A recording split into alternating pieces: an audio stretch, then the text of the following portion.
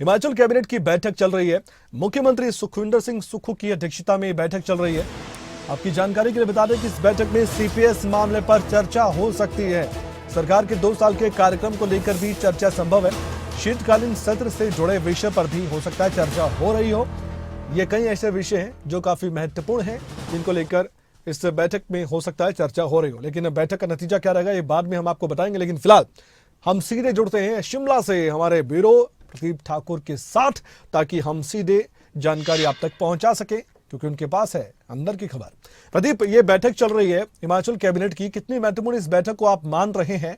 और जैसे कि हमने 3 विषय तो बताए, लेकिन और कितने विषय हैं? एक एक करके सभी जो पॉइंट्स हैं वो अपनी जुबानी दर्शकों तक पहुंचाइए, बताइए क्यों हम कह रहे हैं कि हिमाचल कैबिनेट की ये है महत्वपूर्ण बैठक।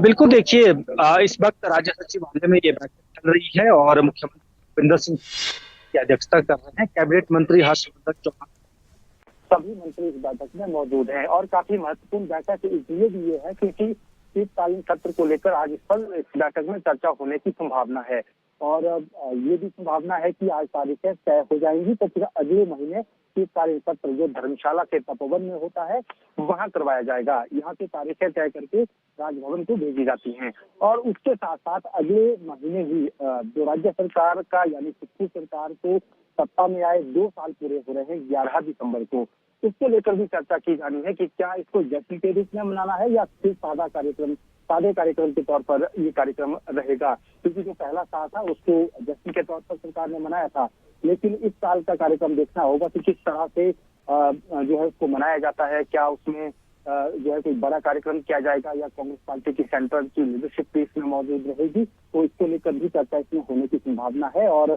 इस पर निर्णय भी हो सकता है। इसके साथ साथ जो होम स्टे पॉलिसी है उसको लेकर भी चर्चा संभावित है और साथ ही जो नई भर्तियां होनी है, कई विभागों में नए पद सृजित किए जाने हैं, मुख्यमंत्री की जो घोषणाएं अलग अलग समय पर हुई हैं उन घोषणाओं को भी कैबिनेट की मंजूरी दिलाई जानी है।